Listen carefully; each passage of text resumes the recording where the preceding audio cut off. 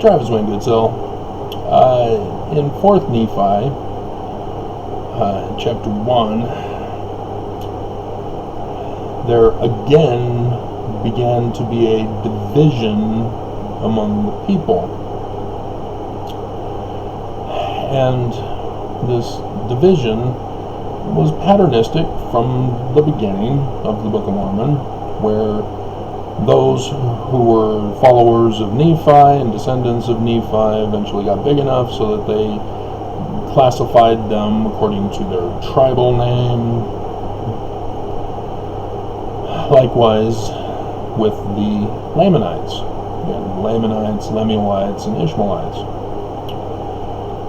And so this pattern keeps going through the Book of Mormon, where they are divided among the dichotomous and the sub-non-dichotomous categorizations, and then they unite, and they're all one people, and then they divide, and then subdivide again, and back and forth. And so here in 4th Nephi, near the end of the existence of the Nephites, here they are yet again dividing. So in verse 36, and it came to pass that in this year there arose a people who were called the Nephites, and they were the true believers in Constantine's Jesus. Right? Because Jesus was created by Constantine as real, and if Mormons are going to claim that the Book of Mormon is real, therefore Christ is not Christ in the sense of a mortal man, mortal parents. Has to be some supernatural, unreal deity placed in the Roman period. Right? That's who came to them.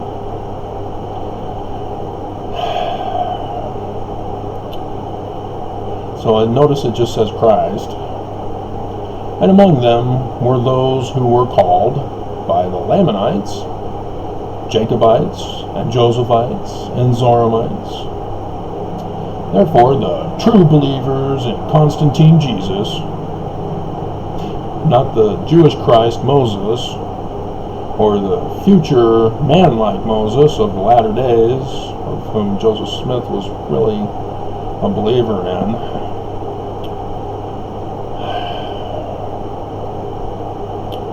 And so, And so it came to pass that they who rejected the gospel were anti-Mormon, were called Lamanites, Lemuelites, and Ishmaelites, and they did dwindle in unbelief. Well, yeah, they reject the gospel, therefore they don't believe.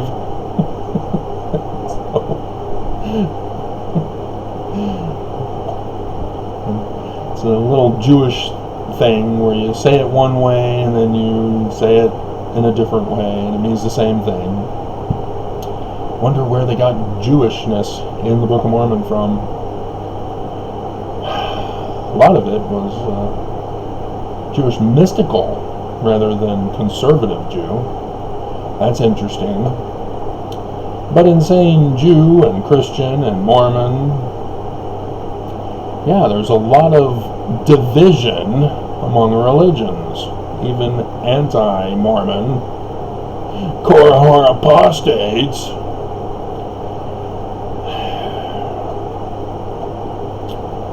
And this is what the Book of Mormon is really trying to get at. It's showing division and uniting and then dividing, is that mankind can't stop being bad. They, for some reason, have to be bad. And they have to segregate. Because that's what this is. When you identify yourself as separate from others, you are segregating yourself. And in so doing, you are segregating others. And there's been lots of historical examples of segregation, even here in the United States of America.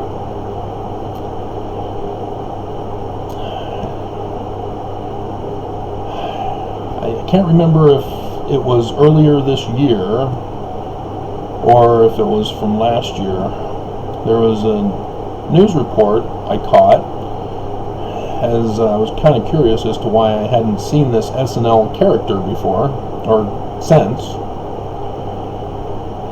Apparently, in one of the skits, she was portraying an Asian, and so she used an Asian accent, and she's, the segregated category of white girl.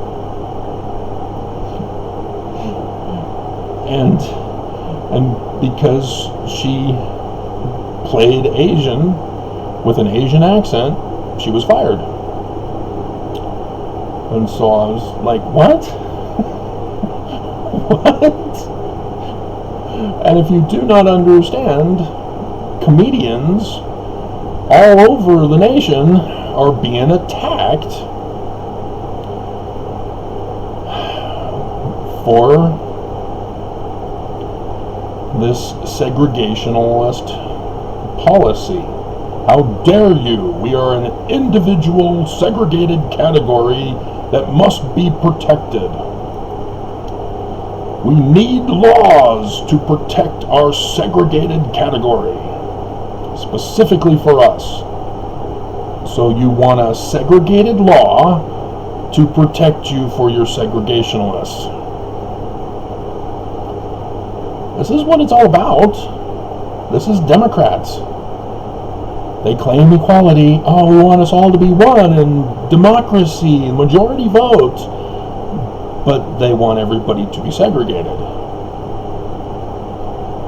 It's the Democrat Party who instituted the idea that, all businesses must hire a certain percentage of various races and sexes and etc. So, wow. And the history of that has screwed up the economy and screwed up businesses. There is only one race. We are deceived with the added definition to race, because our race is human. Everyone. Ethnicity, though,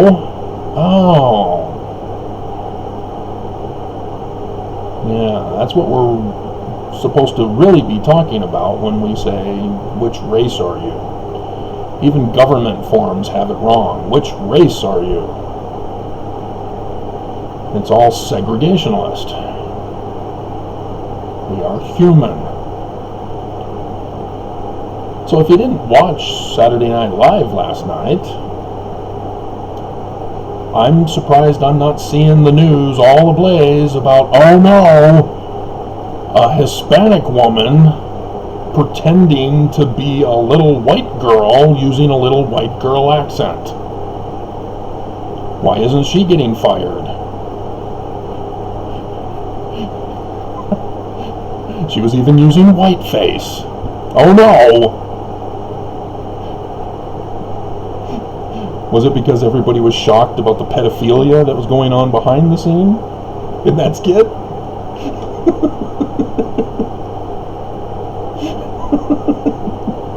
Daddy Warbucks?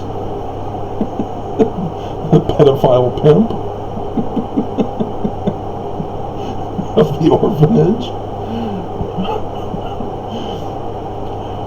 If you're going to be offended because you want segregation, you need to stop.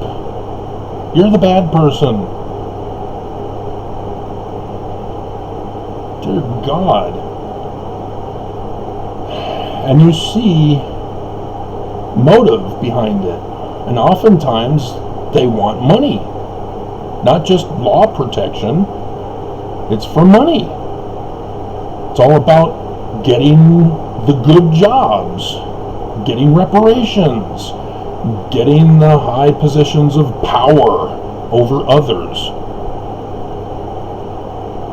You notice that?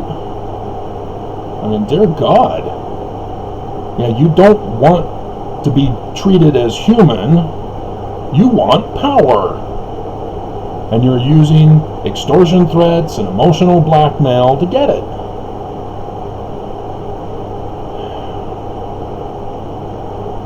And so yes, the same is with the Church of Jesus Christ of Latter-day Saints.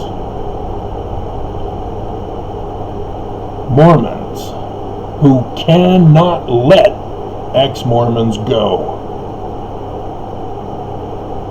because ex-Mormons have reasons why they leave. And it's not because Mormons are bullies and hurt our feelings and we're snowflakes.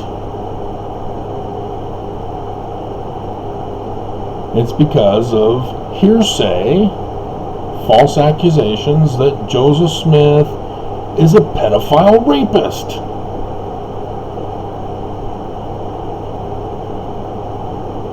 Mormons should be disturbed by this. And instead, Mormons are going, Joseph Smith is a prophet of the Lord, and the Lord sometimes, for certain circumstances with different prophets, has different revelations. And no. Pedophilia is bad. But the question that ex-Mormons are not asking is, wait a minute, is Joseph Smith really a pedophile? Or is somebody making a false accusation that he was a pedophile? Because there's a lot of false accusations. Where are they coming from? Which group are making the accusations? Oh, everybody that followed Brigham Young. Huh. And why? So that they could be polygamist and do all those criminal activities.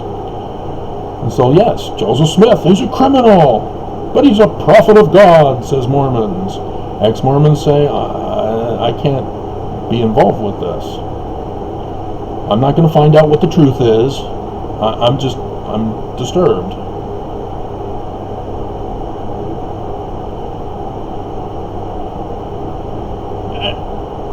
And this is where division comes from. Misinformation and disinformation. Redefining words. Getting into tribal segregated categories. Wanting power. Wanting influence. Wanting money over others. And so you create your channel, like and subscribe, pay us money. We want popularity.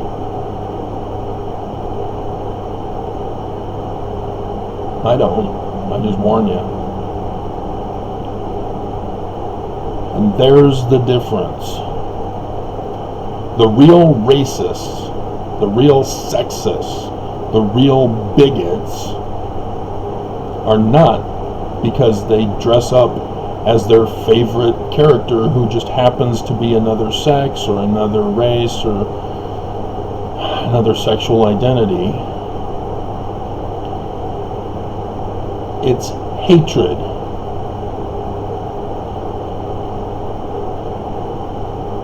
Hate is the common denominator behind racism, sexism, and bigotry. And Mormons calling ex-Mormons apostate evil Korah whores who have lost their testimony and have fallen, having failed to study their scriptures. Now they're drinking coffee. Oh no, evil! See? They've dwindled in unbelief. They're drinking Mountain Dew!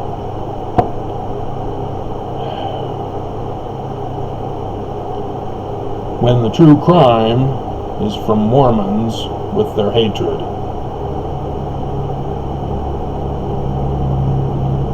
Shunning your children because they don't want to go to church. Thinking, well, it's tough love. I've got to save them in the highest degree of the celestial kingdom. They must obey me as their parents. When you're in my house, you will go to church.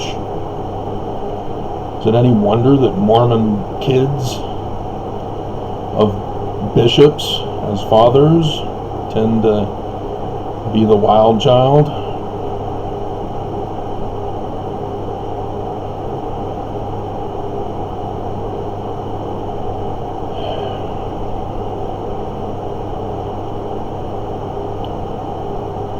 But you notice the SNL makes fun, satire of criminal behavior, as they were mocking pedophilia in multiple skits. Among adultery,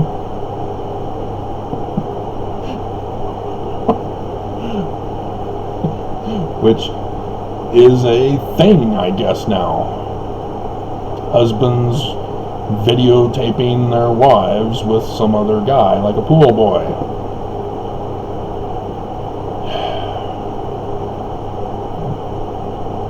Where is the love?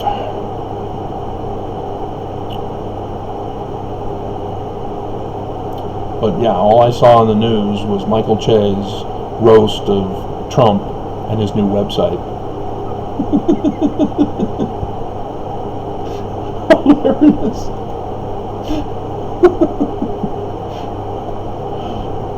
And so, just stop the hate. How hard is that? Apparently, it's very hard.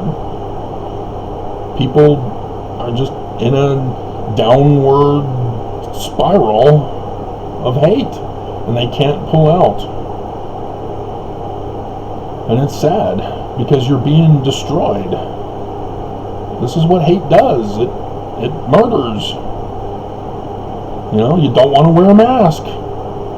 You don't want to get vaccinated because you didn't want to wear a mask and stay home and stay safe to protect others. So now vaccines are available because we didn't control the virus in the beginning. And because everybody is fighting and not wanting to protect other people and save lives. You know, the Florida governor, 58,000 dead, and he's still going. These guys are murderers. All the governors, murderers. Nelson, President Russell M. Nelson, medical doctor, taking a Hippocratic oath to do no harm, is murdering Mormons. Because he's a little late to say, oh yeah, we recommend you guys wear masks and get vaccinated, but keep going to church and keep paying your tithing.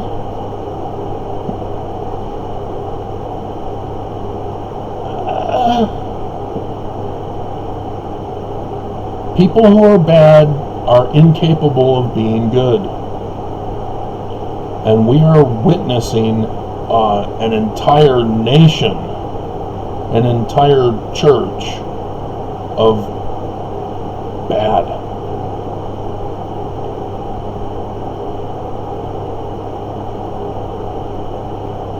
And so now the Exodus is over. The waters are crashing in again. The cyclone bombs. There will be lots of destruction.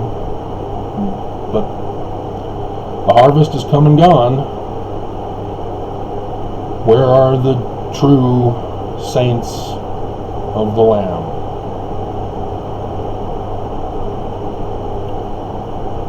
There are saved two churches. Those who are bad and those who want to do good. Where are you? And yes, I know there's a few of you who are good. You're my regulars who put the thumbs up. But the numbers are way too small. And we're not even organized into a rebellion group yet.